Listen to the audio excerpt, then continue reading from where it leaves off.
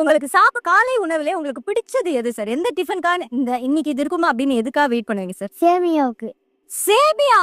சேமியாக்கு இப்படி ஒரு ஃபேன் இருக்கும் நீங்க யாராவது நினைச்சு பாத்தீங்களா? சேமியா உப்புமா வந்து ஒரு ஸ்டார் பிரேக்ஃபாஸ்ட் ஐட்டமா இவங்களோட இதுலயே. கரெக்டா மேடம்? கரெக்டா? சேமியா இங்க யாருக்கெல்லாம் பிடிக்கும்? கை தூடுங்க. யோ எதையாவும் சேமியாவை பார்த்தா நானே வாங்கி சாப்பிடலாம் போல இருக்கு. ஓகே, நீங்க சொல்லுங்க, வேற என்ன சொல்லணும் உங்களுக்கு? என் அப்பா அம்மா 2 பேருமே 5